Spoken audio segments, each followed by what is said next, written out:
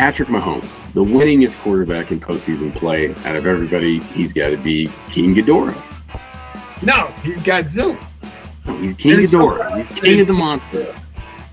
The real king. Godzilla is the king of the monsters. No. All right, Derek, a modern-day Socrates named Ric Flair once proclaimed, "To be the man, you got to beat the man." Well, Josh Allen, here's your chance. You got Patrick Mahomes at your place, and the showdown continues. Now, Derek, I pose a couple of things to you on this one.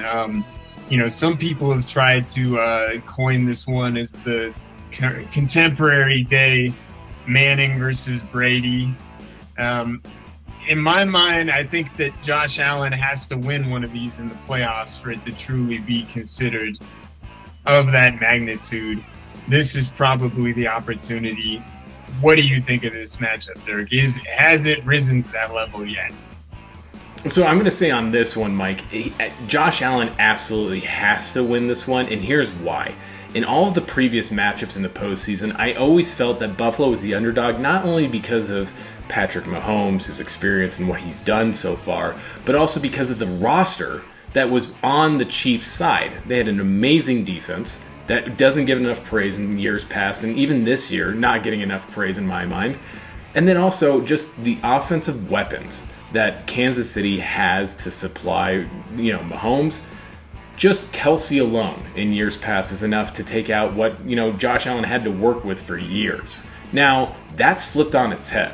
Josh Allen and the Buffalo Bills, even with a banged-up roster, I still think have better, talented players, just an overall roster that's more talented and just more complete, meaning if he doesn't win in this matchup, boy, that's not going to look like a very even, dynamic, do you know what I'm saying, like year-over-year matchup like it was between Manning and like it was with Brady.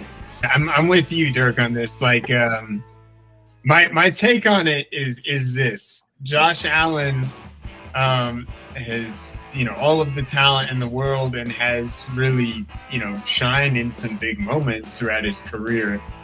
But he needs this. If Mahomes gets this one with sort of the bare cupboard Chiefs, and then Allen has to go into the years where the Bills are really in salary cap trouble, this could be the end of the rivalry. I mean, this could be the one that Mahomes lands the knockout punch if the Chiefs win this. I hope for the city of Buffalo it doesn't happen, because it would be a soul-crushing victory. I think that the Bills are going to get it done. But yeah, it's an interesting one. Really, a lot of people have remarked about quarterback play this year in the NFL and largely how it's gone downhill. These are two of the great gunslingers still in today's game that kind of throw you back to that early 2000s and especially 90s core of quarterbacks. You see, shades of Elway, you see shades of Favre, you see shades of, Steve Young in these guys. I don't think you look at some of the other quarterbacks that are playing today and see that level of greatness. No, I think you're right. But also I'm going to say in this is that, this is the first year that Josh Allen has a legitimate running presence alongside to complement him. That's another reason why this is a must-win for Josh Allen on his side. Now, I will say overall, just looking at the quarterback play this year, going into some statistics, Patrick Mahomes is, if you watch the games, okay, he has no downfield presence this year. Whether it's Valdez-Scantling, Kadarius Toney, or really Rashee Rice. I mean, those are the three downfield threats that they have, and two of those aren't catching balls. I am going to say, though, they don't have the largest amount of drops. There's a lot of focus on how poor the wide receivers are for Kansas City, and there's a lot of merit when it comes to Kadarius Toney. Toney costing the game from just an egregious offsides penalty, Toney dropping the ball in certain, clutch situations, but they're still not on the highest, drop list in the NFL. That actually goes to, I think Njoku from the Cleveland Browns and some other players from the Browns as well. But when you're looking at just Patrick Mahomes' overall play, this year they have been so focused on very short yardage passes. If you look at his average yards completed, meaning average air yards completed, right? He's only throwing 4 yards down the field on average. If you put that in perspective, Josh Allen's throwing anywhere between 6 to 8 yards downfield, and the average intended pass gets even bigger, right? So it just shows that they don't have enough threat downfield to really open up the ball game. Also, there's just not as much of a running presence. If Isaiah Pacheco, 1, isn't in the game, or 2, isn't having a good game, they don't really stand a chance in most of the games that they're in. I mean, look what happened when Pacheco was out late in the season. Sure, you have some guys that can fill in. I mean, Edwards-Helaire has really turned into quite the bust after taking him first round. He always was too small. But there just isn't enough of a roster to give him enough of a compliment that they're forced to play Bill Parcells ball, and that's it.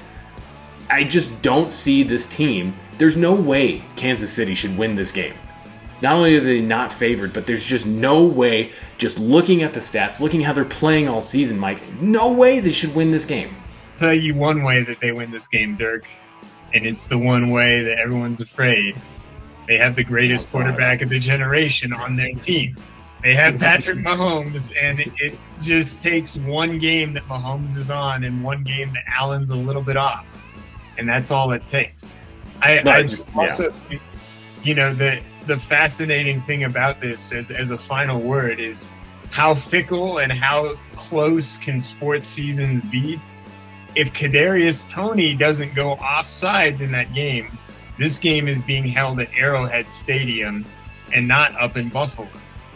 And that's what it came down to. And if the Bills move on to the AFC Championship game, they might be able to thank Kadarius Toney for his offsides penalty earlier in the season for making it possible. So the Toney Awards happened already, but the Kadarius Toney Award still may be forthcoming. We'll find out on Sunday.